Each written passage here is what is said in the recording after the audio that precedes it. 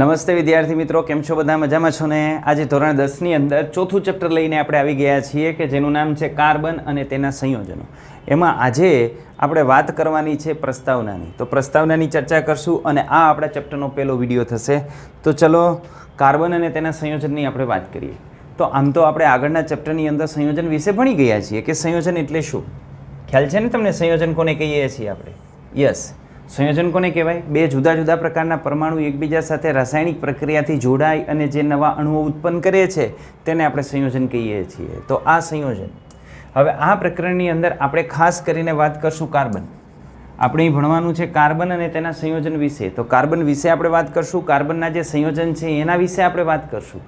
આ કાર્બન બંને સ્વરૂપે, તત્વ સ્વરૂપે એટલે કાર્બન તરીકે, અને સંયોજન સ્વરૂપે એટલે ગ્લુકોઝ આપણે લઈએ તો C6H12O6 કાર્બનનું સંયોજન કહેવાય. કાર્બન ડાયોક્સાઇડ લઈએ તો CO2 એ કાર્બનનું સંયોજન કહેવાય. તો આ કાર્બન છે એ તત્વ સ્વરૂપે અને સંયોજિત સ્વરૂપે આ બંને તરીકે આપણા માટે જે છે એ ખૂબ અગત્યના છે. તો અહીં આપણે કાર્બન અને કાર્બનના સંયોજનની જે છે એ ચર્ચા કરશું. એ ચર્ચા કરીએ એના પહેલાં આપણને એક પ્રવૃત્તિ આપેલી છે, તો એની આપણે વાત કરી લઈએ. પ્રવૃત્તિ 4.1. આ પ્રવૃત્તિ 4.1ની અંદર આપણને એવું આપેલું છે કે તમારે સવારે ઉઠો ત્યારથી તમારી નજર સામે જે વસ્તુઓ આવે એ વસ્તુઓને જુદા જુદા ટેબલની અંદર તમારે જે છે એ ડિવાઈડ કરવાની છે. કે તમને જે ધ્યાનમાં વસ્તુઓ આવે છે એ વસ્તુઓમાંથી એવી કેટલી વસ્તુઓ છે કે જે ધાતુઓની બનેલી છે, એવી કેટલી વસ્તુઓ છે કે જે કાચ અથવા તો માટીમાંથી બનેલી છે, અને આ બંને યાની કે માનો કે ધાતુની બનેલી વસ્તુ પણ ના હોય, કાચ અને માટીમાંથી બનેલી પણ વસ્તુ ના હોય, તો એને આપણે અન્યની અંદર મૂકશું. હવે કોઈ વસ્તુ એવી હોય કે જે કાચમાંય બનેલી હોય અને માનો કે એની અંદર સ્ટીલનો પણ ઉપયોગ થયેલો હોય, તો એનો તમારે બંનેની અંદર જે છે એ સમાવેશ કરવાનો. તો આ રીતે તમે એનું વર્ગીકરણ કરશો તો સામાન્ય રીતે આપણને જે છે એ આવી બાબતો ધ્યાનમાં આવશે. આ બાબતની અંદર ધ્યાનમાં લઈએ ધાતુઓની વસ્તુ કે રોજિંદા જીવનમાં આપણી સાથે સંકળાયેલી હોય તો રસોઈના વાસણો. રસોઈના વાસણો એટલે રસોઈ બનાવવા માટે આપણે જે વાસણોનો ઉપયોગ કરીએ છીએ એમાં જે છે એ ચીપિયા પણ આવી જશે, ચમચી પણ આવી જશે, થાળી પણ આવી જશે. આ ઉપરાંત એની અંદર જુદા જુદા જે રસોઈ બનાવવા માટે આપણે જે અન્ય વાસણો, પ્રેશર કુકર એનો જેનો ઉપયોગ કરતા હોય એ બધા એની અંદર આવી જશે. તો પ્રેશર કુકર સ્ટીલનું પણ હોઈ શકે, એલ્યુમિનિયમનું પણ હોઈ શકે. આપણે તો વાત કરવાની છે ધાતુની હોવી જોઈએ. ઘણી બધી મિશ્ર ધાતુઓ આપણને જે છે એ જોવા મળે છે. સાયકલની અંદર જુદા જુદા જે પાર્ટ છે એ ધાતુઓના બનેલા હોય. મોટરસાયકલ છે, ઓટોમોબાઈલ્સની અંદર જુદી જુદી જે છે એ કાર તમે લઈ લ્યો, પ્લેન લઈ લ્યો, તો આમાં ઘણા બધા પાર્ટ એવા હોય છે કે જે ધાતુઓમાંથી બનેલા હોય છે. કપ રકાબી ચીનાઈ માટીમાંથી બનેલી હોય. અન્ય ચીનાઈ માટીમાંથી બનેલા જુદા જુદા જે છે એ વાસણો, જુદા જુદા જે છે એ ફ્લાવર વાસ જે આવતા હોય એ, તો ઘણા બધા ડેકોરેટિવ પીસ, ઘણી બધી જુદા જુદા પ્રકારની મૂર્તિઓ, એ બધું કાચ અથવા માટીમાંથી બનેલું હોય. જ્યારે રોજિંદા જીવનમાં આપણે ઉપયોગમાં લઈએ છીએ ટૂથબ્રશ, તો ટૂથબ્રશની અંદર જે હેન્ડલ છે એ હેન્ડલ બનેલું હોય પોલિસ્ટાયરીનનું, અને એના ઉપર જે પીછા હોય એ બનેલા હોય નાયલોન 6 કે જે બંને પોલિમર પદાર્થ છે, કાર્બનના બનેલા છે. ટૂથપેસ્ટનો આપણે ઉપયોગ કરીએ છીએ. ટૂથપેસ્ટનું એક કવર હશે, એક એની અંદરની પેસ્ટ હશે. એની અંદર પણ આપણે એનો ઉપયોગ કરીએ છીએ. પાણી છે, સાબુ છે, ડિટર્જન્ટ છે, દૂધ છે, દવા છે, વર્તમાનપત્ર યાની ન્યૂઝપેપર છે, પુસ્તક છે. આ વર્તમાનપત્ર અને પુસ્તકો એ બનેલા હોય સેલ્યુલોઝમાંથી. બરાબર? તો એ સેલ્યુલોઝમાંથી બનેલા હોય. આની અંદર પાણી એક એવું છે કે જેની અંદર કાર્બન નહીં હોય. પાણીનું સૂત્ર થાય H2O. બરાબર? તો એની અંદર કાર્બન નથી. બાકી મોટા ભાગના જે સંયોજનો છે એ સંયોજનો લઈએ તો એ બધા સંયોજનની અંદર ક્યાંક ને ક્યાંક વધતા ઓછા પ્રમાણમાં કાર્બન રહેલા હશે. તો અહીં આપણે જે વર્ગીકરણ કરીએ છીએ એ વર્ગીકરણ ઉપરથી આપણને એટલી વસ્તુ ખ્યાલમાં આવે કે આ ધાતુઓ, એની અંદર જુદી જુદી ધાતુઓ, એની મિશ્ર ધાતુઓ અને એમાંથી બનેલી જે છે એ વસ્તુઓ આવશે.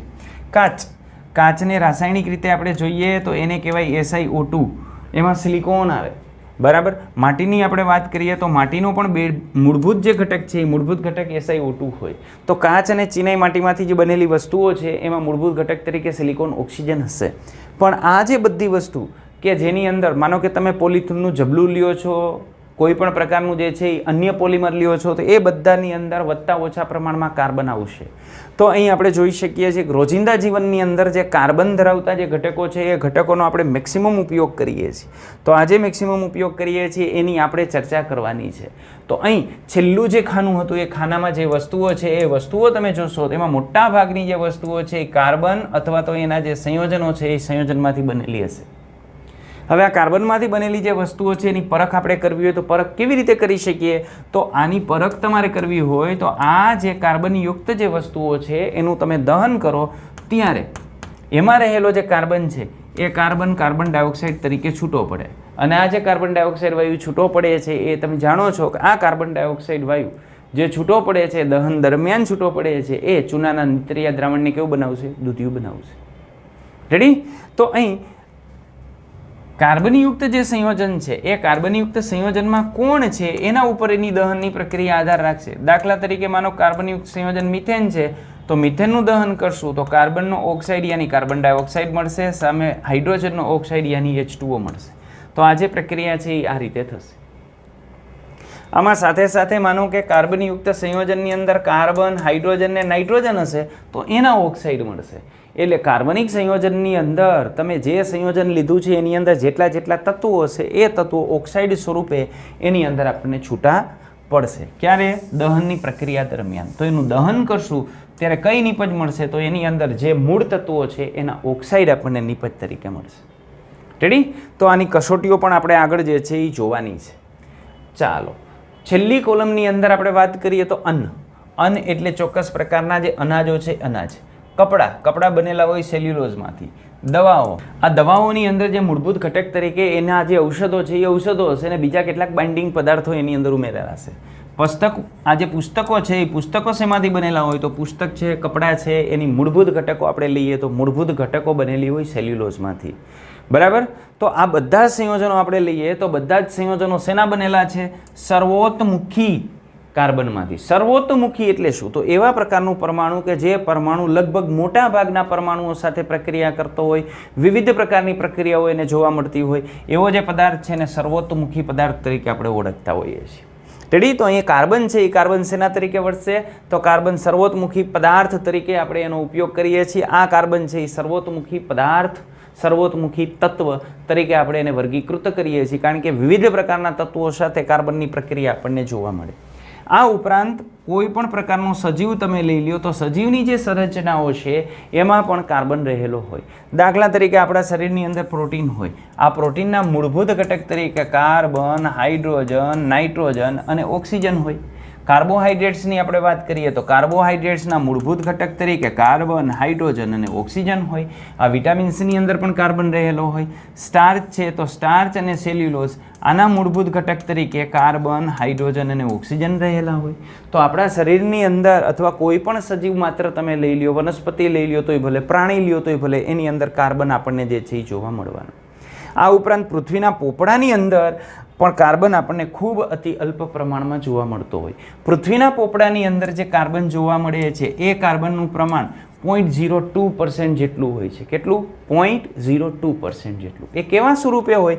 તો જુદી જુદી આપણને જે ખનિજ મળતી હોય એ ખનિજ કાર્બોનેટ સ્વરૂપે મળતી હોય, CO3-2 સ્વરૂપે. તો એમાં કાર્બન રહેલો છે. હાઇડ્રોજન કાર્બોનેટ તરીકે મળતી હોય યાની HCO3- તરીકે જો ખનિજ મળતી હોય તો એમાં પણ કાર્બન રહેલો છે. કોલસો, જુદા જુદા પેટ્રોલિયમ પદાર્થ, તો આ બધા તો કાર્બનમાં જ બનેલા છે. તો આની અંદર તો કાર્બન હોય જ. રેડી? કુદરતી વાયુ આપણે લઈએ તો કુદરતી વાયુ એમાંથી નીકળતો હશે મિથેન, તો મિથેનમાં પણ કાર્બન છે, પણ આ બધાને પેટ્રોલિયમની અંદર સમાવેશ કરી લીધો છે. રેડી? આ ઉપરાંત વાતાવરણની અંદર આપણને 0.03% જેટલો કાર્બન ડાયોક્સાઇડ જોવા મળે છે. આ કાર્બન ડાયોક્સાઇડના પ્રમાણમાં ધીરે ધીરે વધારો થઈ રહ્યો છે અને આ કાર્બન ડાયોક્સાઇડનું જે પ્રમાણ વધી રહ્યું છે એને લઈને ગ્લોબલ વોર્મિંગ જોવા મળે છે, જેથી ઉનાળાની અંદર તાપમાન ખૂબ ઊંચું જાય છે. એની પાછળનો મૂળભૂત જે છે એ ઘટક આ કાર્બન ડાયોક્સાઇડ છે અને એ તાપમાન વધારવાની જે અસર છે એને આપણે ગ્લોબલ વોર્મિંગ તરીકે ઓળખીએ છીએ. આગળ આપણે વાત કરીએ તો કુદરતની અંદર અતિ અલ્પ પ્રમાણમાં આપણને કાર્બન મળ્યો.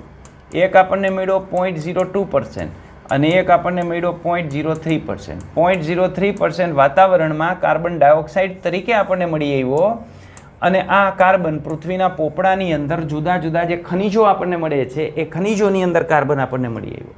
તો ભલે પર્યાવરણની અંદર અને પૃથ્વીના પોપડામાં કાર્બનનું પ્રમાણ ખૂબ ઓછું છે, પણ આપણા માટે આ જે કાર્બન છે એ કાર્બન ખૂબ અગત્યનું સંયોજન છે. અહીં આપણે આ જે કાર્બનના જે અસામાન્ય ગુણધર્મો છે એનો અભ્યાસ આપણે આ ચેપ્ટરની અંદર જે છે એ કરવાના છીએ. બરાબર. તો સૌ પ્રથમ આપણે વાત કરીએ સંયોજન. તો સંયોજનનો વાત કરીએ તો સંયોજનના મૂળભૂત રીતે આપણે જોઈએ તો બે પ્રકાર હોય. એમાંનું એક પ્રકાર આયનીય સંયોજન, બીજો પ્રકાર સહસંયોજક સંયોજન. આયનીય સંયોજનની વાત કરીએ તો બેઝિકલી આ ઇલેક્ટ્રોનની આપલે દ્વારા બને, ઇલેક્ટ્રોનની આપલે કરે અને એના દ્વારા બને. અને સહસંયોજક સંયોજનની આપણે વાત કરીએ તો ઇલેક્ટ્રોનની ભાગીદારી દ્વારા બને. શેના દ્વારા બનશે? ઇલેક્ટ્રોનની ભાગીદારી દ્વારા. તો આ જે આયનીય સંયોજન છે એની ચર્ચા આપણે આગળના ચેપ્ટરની અંદર કરી ગયા છીએ. તેમ છતાં આપણે આયનીય સંયોજન છે એના ગુણધર્મોની વાત કરી લઈએ તો આયનીય સંયોજનના ગુણધર્મોમાં આપણને આવું જોવા મળે. એના ઊંચા ઉત્કલન બિંદુ હોય, ઊંચા ગલન બિંદુ હોય. એના ગલન બિંદુ ઊંચા હોય, એના ઉત્કલન બિંદુ ઊંચા હોય. એ વિદ્યુતના વાહક હોય. ક્યારે વિદ્યુતના વાહક હોય? તો સોલિડ અવસ્થાની અંદર અથવા તો જે છે એ દ્રાવણની અંદર. સોલિડ અવસ્થાની અંદર વિદ્યુતનું વહન નહીં કરે, દ્રાવણની અંદર વિદ્યુતની વહન કરે અને પીગળેલી અવસ્થામાં વિદ્યુતનું વહન કરે. દાખલા તરીકે આપણે લઈ લઈએ NaCl. NaCl ને પીગાળી નાખો લિક્વિડ અવસ્થામાં તો આ વિદ્યુતનું વાહક. NaCl તમે લઈ લ્યો સોલિડ અવસ્થામાં તો આ વિદ્યુતનું અવાહક. અને NaCl તમે લઈ લ્યો એક્વિયસ અવસ્થામાં, જલીય અવસ્થામાં તો વિદ્યુતનું વાહક. એટલે સોલિડ અવસ્થામાં એ વિદ્યુતનું વહન નહીં કરે. કોણ છે? આયનીય પદાર્થ. ધાતુ હોય તો સોલિડ અવસ્થામાં વિદ્યુતનું વહન કરે. પણ આ સંયોજન છે આયનીય સંયોજન. તો આયનીય સંયોજન પ્રવાહી અવસ્થામાં વિદ્યુતનું વહન કરશે, જલીય અવસ્થાની અંદર યાની દ્રાવણમાં પણ વિદ્યુતનું વહન કરશે, પણ સોલિડ અવસ્થાની અંદર વિદ્યુતના વાહક નહીં હોય. આ ઉપરાંત આપણે જોઈએ તો આ જે પદાર્થ છે એ પદાર્થની જલ દ્રાવ્યતા વધુ હોય. એટલે મોટાભાગના આયનીય પદાર્થો છે એ આયનીય પદાર્થો પાણીની અંદર જે છે એ દ્રાવ્ય થાય. પાણીની અંદર દ્રાવ્ય થઈને આયનો ઉત્પન્ન કરે. એ જે આયનો ઉત્પન્ન કરે છે એ જ વિદ્યુતના વહન કરે એટલે એ વિદ્યુતના વાહક થાય છે. તો આ રીતે આપણે એના સામાન્ય ગુણધર્મો કહી શકીએ. તો આયનીય પદાર્થના સામાન્ય ગુણધર્મ ગલન બિંદુ, ઉત્કલન બિંદુ એના ઊંચા હોય, પાણીની અંદર જે છે એ દ્રાવ્ય હોય, મોટા ભાગે સોલિડ અવસ્થાની અંદર જોવા મળતા હોય. આની જે ભૌતિક અવસ્થા છે એ સોલિડ હોય. સોલિડ અવસ્થાની અંદર વિદ્યુતનું વહન નહીં કરે, પરંતુ પીગાળેલી અવસ્થાની અંદર અથવા તો જલીય અવસ્થામાં યાની દ્રાવણની અવસ્થાની અંદર એ વિદ્યુતના વાહક હશે. આ આપણે વાત કરી આયનીય સંયોજનના ગુણધર્મોની. હવે આપણે કાર્બનના કેટલાક સંયોજનની વાત કરવાની છે. કાર્બનના કેટલાક સંયોજનના ગુણધર્મોનો આપણે અભ્યાસ કરવાનો છે. તો અહીં મેં કાર્બનના કેટલાક સંયોજન લઉં છું. આ કાર્બનના સંયોજનની આપણે વાત કરીએ તો પહેલું આપણે લીધું એસિટિક એસિડ, કે જેને આપણે કહીએ છીએ વિનેગર, સરકો. એસિટિક એસિડ જેનું સૂત્ર હોય CH3COOH. તો આ જે એસિટિક એસિડ છે એ એસિટિક એસિડનું ગલન બિંદુ તમે જુઓ તો 290 કેલ્વિન. 290 કેલ્વિન. સામાન્ય તાપમાનની આપણે વાત કરીએ તો સામાન્ય તાપમાન આપણે 300 કેલ્વિન લઈએ તો 300 કેલ્વિન એટલે થાય 27 ડિગ્રી સેન્ટીગ્રેડ તાપમાન. તો અહીં તમે જોઈ શકો કે આનું ગલન બિંદુ 27 ડિગ્રી સેન્ટીગ્રેડ યાની 300 કેલ્વિન કરતાં પણ ઓછું છે. એટલે સામાન્ય પરિસ્થિતિએ આની ભૌતિક અવસ્થા કેવી હોય? પ્રવાહી હોય. અને ઉત્કલન બિંદુની વાત કરીએ 391 કેલ્વિન તાપમાને એનું વાયુ અવસ્થામાં રૂપાંતરણ થાય છે. આ સામાન્ય પરિસ્થિતિએ પ્રવાહી અવસ્થામાં છે ક્લોરોફોર્મ. ક્લોરોફોર્મનું ગલન બિંદુ જે છે એ આપણને આપેલું છે 209 કેલ્વિન યાની 300 કેલ્વિન તાપમાન કરતાં એ ઓછું છે. એટલે સામાન્ય પરિસ્થિતિ એ પ્રવાહી અવસ્થામાં હશે. એને વાયુમાં રૂપાંતરણ કરવું હોય 334 કેલ્વિન જેટલું તાપમાન આપણે એને આપવું પડશે.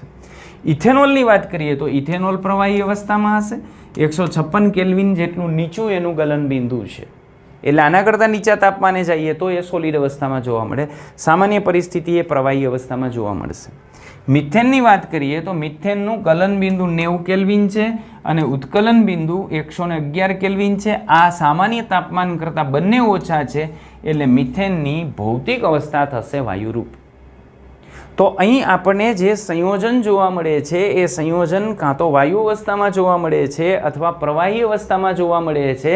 તો એની પાછળના કારણો આપણે એવું કહી શકીએ કે એમના વચ્ચેના જે આંતરાણ્વીય આકર્ષણ હોય એ આંતરાણ્વીય આકર્ષણ સાપેક્ષમાં ઓછા હશે.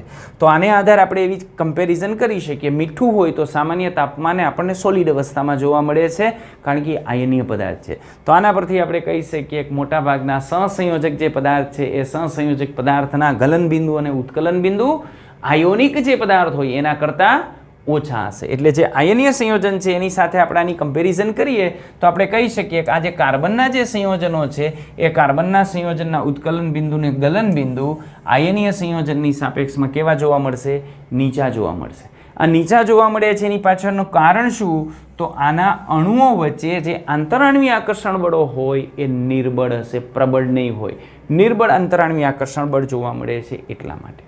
સામે આ જે કાર્બનિક સંયોજનો છે એ કાર્બનના સંયોજનો વિદ્યુતના મંદવાહક અથવા તો અવાહક હશે. શા માટે? કારણ કે એની અંદર મુક્ત ઇલેક્ટ્રોન અથવા મુક્ત આયનોની અવેલેબિલિટી નહીં હોય, મુક્ત આયનો આપણને મળતા નહીં હોય એટલા માટે.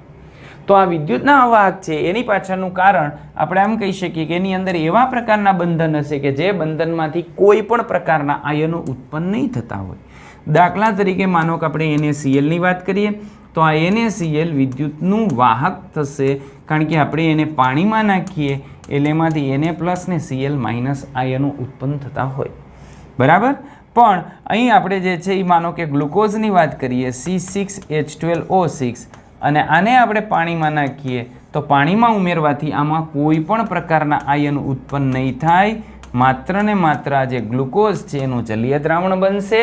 જો આયનો ઉત્પન્ન નહીં થાય તો એના વડે વિદ્યુતનું વહન નહીં થાય. એટલે આવા જે સહસંયોજક પદાર્થ છે એ મોટા ભાગે વિદ્યુતના મંદવાહક અથવા તો અવાહક હોય છે. આયનીય પદાર્થ વિદ્યુતના વાહક હોય છે. તો આમ આપણે જે છે એ કહી શકીએ.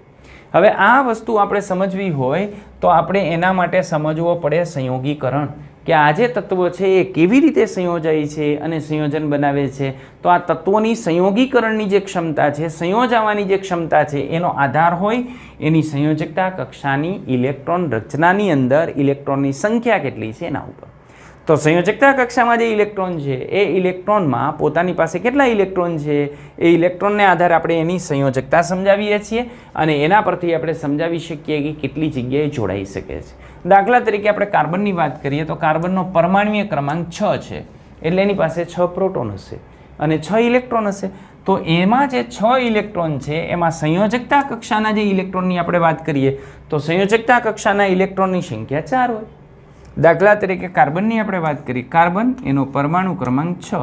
આની ઇલેક્ટ્રોન રચનાની વાત કરો તો પહેલી કક્ષામાં 2 ઇલેક્ટ્રોન હશે અને બીજી કક્ષામાં 4 ઇલેક્ટ્રોન હશે. પહેલી કક્ષાને આપણે K સેલ કહીએ છીએ, બીજાને આપણે L કહીએ છીએ. તો L સેલ એમાં જે છેલ્લી કક્ષા હોય એને સંયોજકતા કક્ષા કહેવાય. તો કુલ ઇલેક્ટ્રોનની સંખ્યા 6 હશે પણ K કક્ષાની અંદર K સેલની અંદર 2 અને L સેલની અંદર 2. આમાં સંયોજકતા કક્ષા કેને કહેશું? છેલ્લી કક્ષાને. તો L કક્ષા છે એને સંયોજકતા કક્ષા કહેશું ને આની સંયોજકતા કક્ષાની અંદર 4 ઇલેક્ટ્રોન હશે.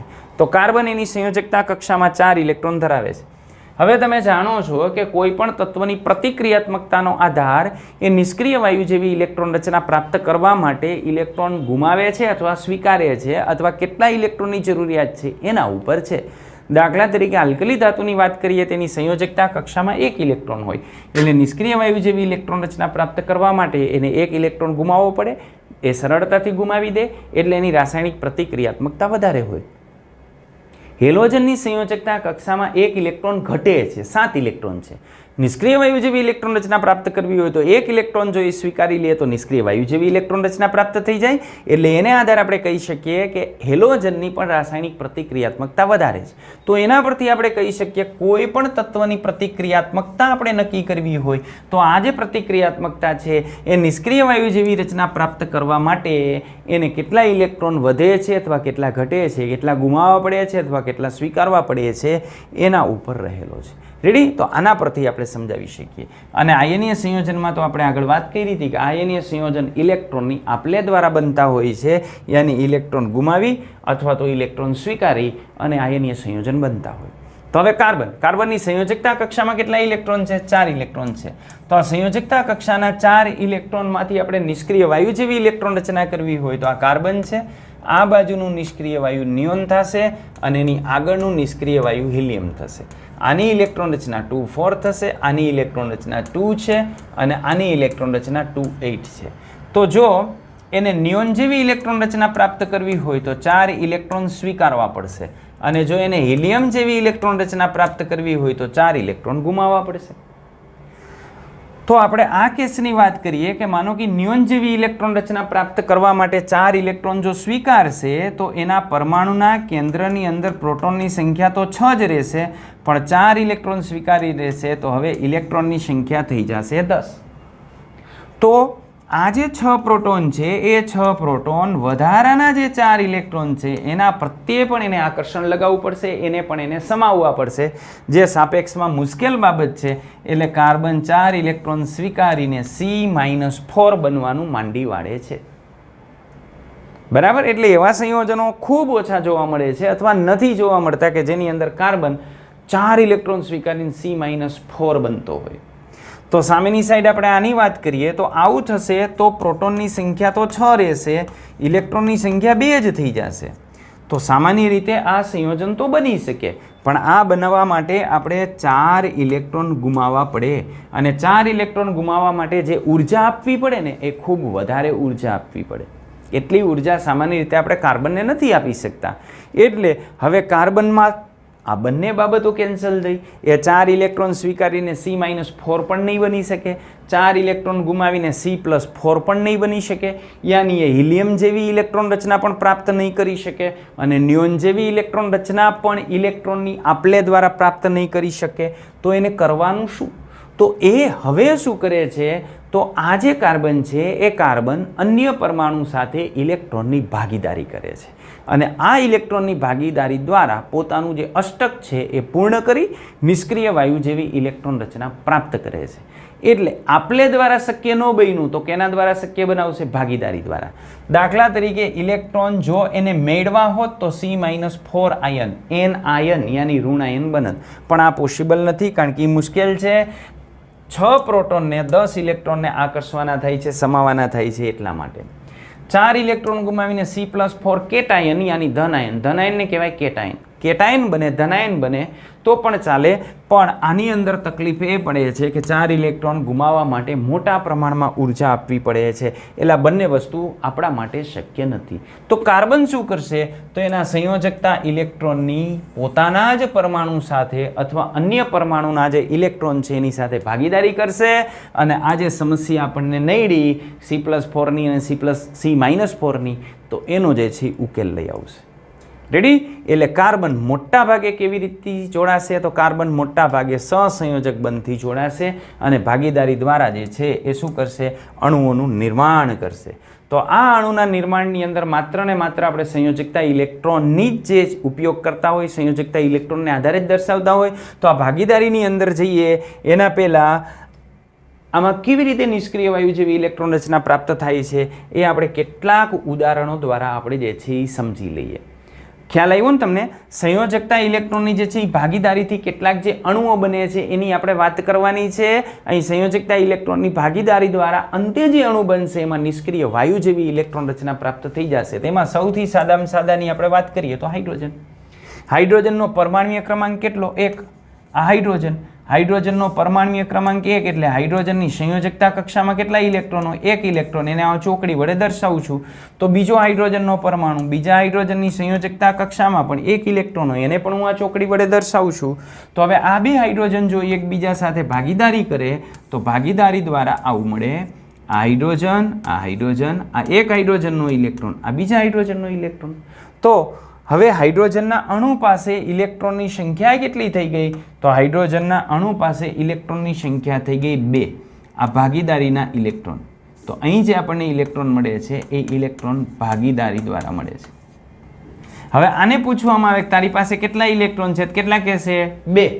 આને પૂછવામાં આવે તારી પાસે કેટલા ઇલેક્ટ્રોન છે તો શું કહેશે 2.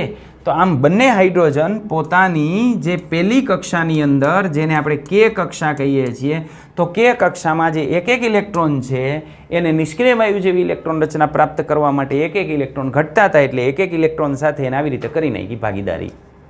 રેડી? તો આ થઈ ગઈ ભાગીદારી અને ભાગીદારી દ્વારા બેનો હાઇડ્રોજનનો અણુ. આ હાઇડ્રોજનનો અણુ જે બને છે એને આપણે આમ દર્શાવીએ છીએ H2. એક એક ઇલેક્ટ્રોનની ભાગીદારી થઈ એટલે એમના વચ્ચે એક લીટી કે જે એક સહસંયોજક બંધ દર્શાવે છે. તો હાઇડ્રોજનની અંદર જે છે આવી રીતે એની ભાગીદારી થાય અને આવી રીતે એનો અણુ બને અને આ અણુ બને ત્યારે એની પાસે 2 ઇલેક્ટ્રોન થઈ જાય યાની નિષ્ક્રિય વાયુ હિલિયમ જેવી ઇલેક્ટ્રોન રચના એ પ્રાપ્ત કરે. પણ કેવી રીતે? આપલે દ્વારા? ના, ભાગીદારી દ્વારા. આ ભાગીદારીમાં બંને પરમાણુના એક એક ઇલેક્ટ્રોનની ભાગીદારી થાય એટલે વચ્ચે આપણે સિંગલ બોન્ડ દર્શાવીએ છીએ, એકલ બંધ દર્શાવીએ છીએ. તો હાઇડ્રોજનના અણુની અંદર આપણને આ રીતે જોવા મળે. આ હાઇડ્રોજનનો પરમાણુ, આ એનો એક ઇલેક્ટ્રોન, આ હાઇડ્રોજનનો બીજો ઇલેક્ટ્રોન, પણ બંને વચ્ચે ભાગીદારી થઈ તો આની પાસે પણ 2 ઇલેક્ટ્રોન થઈ ગયા અને આની પાસે પણ 2 ઇલેક્ટ્રોન થઈ ગયા અને હિલિયમ જેવી રચના થઈ ગઈ અને આ રીતે જે નિર્માણ પામે છે એને આપણે કહીએ છીએ H2 નો અણુ, હાઇડ્રોજનનો અણુ. રેડી? તો આવી રીતે 2 ઇલેક્ટ્રોન વચ્ચે ઇલેક્ટ્રોનની ભાગીદારી થઈ, 2 હાઇડ્રોજન વચ્ચે ઇલેક્ટ્રોનની ભાગીદારી થઈ. ભાગીદારીથી એની જે નજીકની કક્ષા હતી કે કક્ષામાં કેટલા ઇલેક્ટ્રોન થઈ ગયા? 2 ઇલેક્ટ્રોન. યાની રચના કેના જેવી થઈ ગઈ? હિલિયમ જેવી રચના થઈ ગઈ, નિષ્ક્રિય વાયુ જેવી. રેડી? તો આમ હાઇડ્રોજનનો અણુ છે એ અણુ હાઇડ્રોજનના પરમાણુ કરતાં સ્થાયી હોય એટલે ઓલવેઝ આપણને જે હાઇડ્રોજન મળતો હોય ને કેવા સ્વરૂપે મળતો હોય? અણુ સ્વરૂપે મળતો હોય. પરમાણુ એનો અસ્થાયી હોય. રેડી? ચાલો બીજાની આપણે વાત કરીએ તો આવી જ રીતે આપણે જે છે એ ભાગીદારીની વાત કરીએ. હાઇડ્રોજન ઉપરાંત હાઇડ્રોજનમાં તો ભાગીદારી આમ થાય છે, આપણે જોઈ લીધું, કંઈ સિંગલ બોન્ડ વડે આપણે દર્શાવીએ છીએ, આ રીતે એની ભાગીદારી થાય છે. હવે આપણે ક્લોરીનની વાત કરીએ તો ક્લોરીનનો પરમાણુ ક્રમાંક 17 છે. આ ક્લોરીનનો પરમાણુ ક્રમાંક 17 છે. આની ઇલેક્ટ્રોન રચનાની વાત કરીએ તો 2 8 7 આમ એની ઇલેક્ટ્રોન રચના જોવા મળશે. તો આ પેલી કે કક્ષા છે, આ બીજી L છે અને ત્રીજી M છે. બરાબર? તો M કક્ષાની અંદર જે ઇલેક્ટ્રોનની આપણે વાત કરીએ તો M કક્ષાની અંદર ઇલેક્ટ્રોનની સંખ્યા કેટલી થઈ? તો M કક્ષાની અંદર 7 ઇલેક્ટ્રોન છે. આની બાજુનો નિષ્ક્રિય વાયુ આર્ગોનની આપણે વાત કરીએ તો એની ઇલેક્ટ્રોન રચના હોય 2 8 8. તો 8 ઇલેક્ટ્રોન કરવા માટે 1 ઇલેક્ટ્રોન ઘટે છે. તો આ ક્લોરીન શું કરશે? તો ક્લોરીન આવી રીતે એક એક ઇલેક્ટ્રોનની ભાગીદારી કરશે. એક એક ઇલેક્ટ્રોનની ભાગીદારી કરશે એટલે ક્લોરીન વચ્ચે કેટલા બંધ આવશે? 1 બંધ આવશે. રેડી? ચાલો આ કેવી રીતની રચના થાય છે એની આપણે વાત કરીએ. તો આ ક્લોરીનના પરમાણુ પાસે 1 2 3 4 5 6 અને 7 ઇલેક્ટ્રોન છે. આ મેં કરી નાખ્યા 7 ઇલેક્ટ્રોન. રેડી? આ 7 ઇલેક્ટ્રોન. આ બીજો ક્લોરીનનો પરમાણુ, બીજા ક્લોરીનના પરમાણુ પાસે 7 ઇલેક્ટ્રોન, 1 2 3 4 5 6 અને 7. આ બંનેની આપણે ભાગીદારી કરીએ એટલે આમ થાય આ ક્લોરીન, આ ક્લોરીન. બરાબર? આ ક્લોરીનના જે ઇલેક્ટ્રોન છે હું પીળા પ્રકારના રાખું છું. ચાલો કે જેથી આપણને સમજવામાં સરળતા રહે. થોડાક હું નીચે દર્શાવું છું જેથી આપણે જે છે એ જોઈ શકીએ એને. અને પહેલાંનો કલર જે છે હું બદલાવી નાખું છું, એના બ્લુ કલરના કરી નાખું. આના બ્લુ કલરનો એક એક ઇલેક્ટ્રોનની ભાગીદારી થઈ. આ 2 ઇલેક્ટ્રોન અહીં, આ બીજા 2 અહીં અને બીજા 2 અહીં. આ કોણ છે? Cl. આ કોણ છે? તો Cl. બરાબર? ચાલો હવે આના ઇલેક્ટ્રોનની વાત કરો જોઈએ. આના ઇલેક્ટ્રોન કેટલા થઈ ગયા? ચાલો ચેક કરો. આના ઇલેક્ટ્રોન કેટલા થઈ ગયા? આની પાસે 8 થઈ ગયા. આ 1 આ 2 આ 3 4 5 6 7 ને 8. તો નિષ્ક્રિય વાયુ જેવી ઇલેક્ટ્રોન રચના પ્રાપ્ત થઈ ગઈ. આ ક્લોરીનમાં જોવો જોઈએ તો આ ક્લોરીનને પણ નિષ્ક્રિય વાયુ જેવી ઇલેક્ટ્રોન રચના પ્રાપ્ત થઈ ગઈ. તો ક્લોરીનનો અણુ આપણે આવી રીતે દોરી શકીએ. એક એક ઇલેક્ટ્રોનની ભાગીદારી થઈ છે એટલે આપણે કહી શકીએ કે Cl2 નો જે અણુ છે એ આપણે આમ દર્શાવી શકીએ. આ એક એક ઇલેક્ટ્રોનની ભાગીદારી. રેડી? આપણે વાત કરી ક્લોરીનની. હવે ક્લોરીનના જે પરમાણુ ક્રમાંક છે એની બિંદુ રચના આપણે દર્શાવીએ તો બિંદુ રચના આપણે આ દર્શાવી છે એની બિંદુ રચના છે. બરાબર? ચાલો હવે આપણે ત્યાંથી આગળ ભાગીએ તો ઓક્સિજનની અંદર જે છે એ કેવી રીતે નિર્માણ થાય છે? તો ઓક્સિજનની અંદર સિંગલ બોન્ડનું નિર્માણ ન થાય, ઓક્સિજનની અંદર દ્વિબંધનું નિર્માણ થાય. શા માટે? કારણ કે ઓક્સિજનનો પરમાણુ ક્રમાંક 8 છે. પરમાણુ ક્રમાંક 8 છે એટલે આમ થાય આ ઓક્સિજન, એનો પરમાણુ ક્રમાંક 8 એટલે એની ઇલેક્ટ્રોનની રચના થશે 2 અને 6. હવે જો આ K સેલ અને L સેલ, L સેલમાં કેટલા ઇલેક્ટ્રોન ઘટે છે? 2 ઇલેક્ટ્રોન. તો ભાગીદારી કેટલાની કરવી પડશે? 2 ઇલેક્ટ્રોનની ભાગીદારી કરવી પડશે. તો 2 ઓક્સિજન 2 ઇલેક્ટ્રોનની ભાગીદારી કરશે. એટલે 2 ઇલેક્ટ્રોનની ભાગીદારી કરે તો કેવો બંધ બને? ડબલ બોન્ડ બને. એટલે અહીં નિર્માણ થશે ડબલ બોન્ડનું. આ ડબલ બોન્ડનું નિર્માણ આપણે આમ કરી શકીએ કે આ ઓક્સિજનનો એક પરમાણુ, એને આપણે ઇલેક્ટ્રોન દર્શાવી દઈએ 1 2 3 4 5 અને 6. કલર ચેન્જ કરી નાખો. ચાલો બીજો ઓક્સિજનનો પરમાણુ, આ ઓક્સિજનના પરમાણુના ઇલેક્ટ્રોન દર્શાવી દે 1 2 3 4 5 ને 6. કયા દર્શાવ્યા છે? માત્ર સંયોજકતા કક્ષાના. હવે આ બંને એકબીજા સાથે જોડાણા, આ બંને એકબીજા સાથે જોડાણા એટલે શું બનશે? તો એ બંને એકબીજા સાથે જોડાય એટલે આ રીતનું બને. આ ઓક્સિજનનો પરમાણુ, આ બીજા ઓક્સિજનનો પરમાણુ, આના 1 અને 2 ઇલેક્ટ્રોન, 3 4 5 અને 6 ઇલેક્ટ્રોન. અને આના ઇલેક્ટ્રોનની વાત કરીએ તો પિંક આના ઇલેક્ટ્રોન 1 2 3 4 5 6. રેડી? તો અહીં કેટલા ઇલેક્ટ્રોનની ભાગીદારી થઈ? 2 ઇલેક્ટ્રોનની ભાગીદારી થઈ. એટલે એમને આપણે કેમ દર્શાવીએ છીએ? આમ O ડબલ બોન્ડ O. આને કહેવાય O2. તો O2નું નિર્માણ આવી રીતે થાય, 2 ઇલેક્ટ્રોનની ભાગીદારી થાય. શું કામ 2ની ભાગીદારી થઈ? 2ની ભાગીદારી કેમ થઈ? કારણ ખબર પડી? કારણ કે સંયોજકતા કક્ષામાં કેટલા ઇલેક્ટ્રોન હતા? 6 જ ઇલેક્ટ્રોન હતા. તો અહીંયા 6 જ ઇલેક્ટ્રોન છે એના L સેલની અંદર. તો ભાગીદારી કરવા માટે હજી 2 ઇલેક્ટ્રોન ઘટે છે એટલે 2 ઇલેક્ટ્રોન એને નવા લેવા પડે અને આ રીતે ઓક્સિજનનો અણુ બનશે. ઓકે, ચાલો ત્યાંથી આપણે આગળ ભાગીએ તો ઓક્સિજનમાં ડબલ બોન્ડ આપણે આવી રીતે દર્શાવી શકીએ. હવે આ ઓક્સિજન શું માત્ર ઓક્સિજન સાથે જ જોડાઈ શકે? હાઇડ્રોજન સાથે જોડાવવું હોય તો ન જોડાઈ શકે? અરે જોડાઈ શકે ને. એ આવી રીતે જોડાય. આ ઓક્સિજનનો પરમાણુ, આ ઓક્સિજનના પરમાણુ પાસેના 6 ઇલેક્ટ્રોન 1 2 3 4 5 અને 6.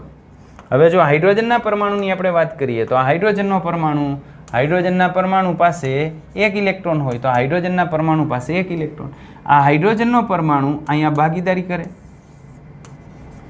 બીજો હાઇડ્રોજનનો પરમાણુ અહીંયા ભાગીદારી કરે. તો એનાથી શું થયું? તો એનાથી જે બંધારણ બન્યું એને કહેવાય H2O. તો આ H2Oનું જે બંધારણ છે એ આ રીતનું હોય. આમાં અહીં ઓક્સિજનનો 1 ઇલેક્ટ્રોન અને હાઇડ્રોજનના 1 ઇલેક્ટ્રોન વચ્ચે ભાગીદારી થઈ હોય અને અહીં ઓક્સિજન અને હાઇડ્રોજનના 1 ઇલેક્ટ્રોન વચ્ચે ભાગીદારી થઈ હોય. બંને જગ્યાએ ભાગીદારી 1 ઇલેક્ટ્રોનની થાય છે એટલે બંધ કેવો બનશે? સિંગલ બોન્ડ બનશે, એક જ બંધ બનશે. ઓક્સિજનના કુલ 2 ઇલેક્ટ્રોનની ભાગીદારી થઈ છે એટલે ઓક્સિજન કુલ કેટલા બંધ બનાવશે? 2 બંધ બનાવશે. હાઇડ્રોજન 1 બંધ બનાવશે. તો આ રીતે પાણીનું નિર્માણ થઈ શકે. તો જો ઓક્સિજન સાથે જોડાય તો O ડબલ બોન્ડથી નિર્માણ પામે, આની સાથે જોડાય તો આવી રીતે ઓક્સિજન અને હાઇડ્રોજન વચ્ચે સિંગલ બોન્ડનું નિર્માણ થાય. રેડી?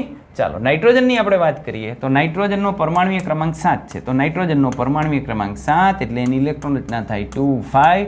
એના L સેલની અંદર 5 ઇલેક્ટ્રોન છે, ઘટે છે 3. તો એને 3 ઇલેક્ટ્રોનની ભાગીદારી કરવી પડે. તો જો એ 3 ઇલેક્ટ્રોનની ભાગીદારી કરે તો એનું બંધારણ આપણને આ રીતનું મળે કે આ નાઇટ્રોજન છે, આ નાઇટ્રોજનના 1 2 ને 3 ઇલેક્ટ્રોન અને અહીંયા બીજા 2 ઇલેક્ટ્રોન, કુલ 5 ઇલેક્ટ્રોન. બીજા નાઇટ્રોજનની આપણે વાત કરીએ તો આ બીજો નાઇટ્રોજન લઈ લો, આ બીજો નાઇટ્રોજન, એના 1 2 ને 3 ઇલેક્ટ્રોન અને અહીં 2 ઇલેક્ટ્રોન આપણે દર્શાવી દઈએ, 3 ને 2 5 ઇલેક્ટ્રોન. આની ભાગીદારી થાય તો આનાથી જે સંયોજન બનશે એ સંયોજન આ રીતનું મળશે. આ એક નાઇટ્રોજન, એના 1 2 3 ઇલેક્ટ્રોન અને સામે બીજા 2 ઇલેક્ટ્રોન આ જગ્યાએ એના, બરાબર. તો 1 ઇલેક્ટ્રોન દર્શાવ્યો, બીજો ઇલેક્ટ્રોન હમણાં જ દર્શાવી દઉં. ચાલો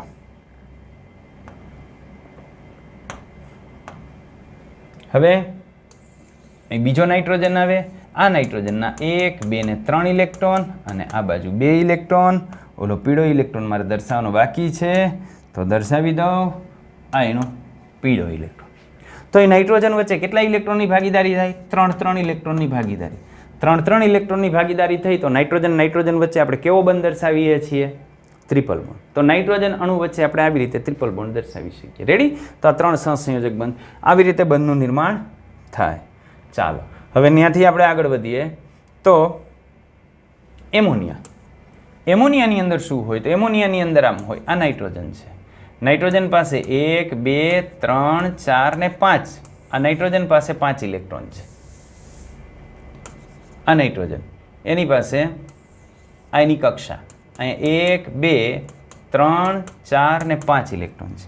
હવે હાઇડ્રોજન પાસે કેટલા ઇલેક્ટ્રોન હોય તમે જાણો છો, નાઇટ્રોજનને 3 ઘટે છે, પણ હાઇડ્રોજન પાસે એક જ છે, એટલે હાઇડ્રોજન તો એકની જ ભાગીદારી કરી શકશે.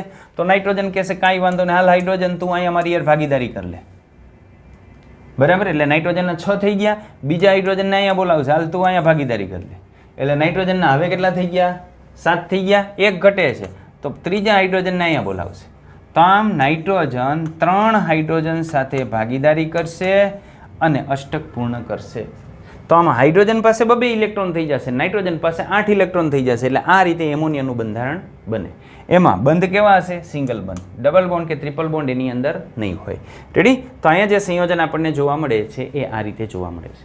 તો અત્યાર સુધી તો આપણે બીજા સંયોજનની વાત કરી. હવે આપણે જે છીએ આવીએ છીએ લાઈન ઉપર કે જેમાં આપણે વાત કરવાની છે કાર્બનની. તો કાર્બનની આપણે વાત કરીએ. કાર્બનનું જે સંયોજન છે એ સંયોજન મિથેન. મિથેન ખૂબ અગત્યનું કાર્બનનું સંયોજન છે, કારણ કે એનો ઉપયોગ આપણે બળતણ તરીકે કરીએ છીએ. બાયોગેસ પ્લાન્ટની અંદર મૂળભૂત ઘટક તરીકે મિથેન હોય, સીએનજીની અંદર મૂળભૂત ઘટક તરીકે મિથેન હોય.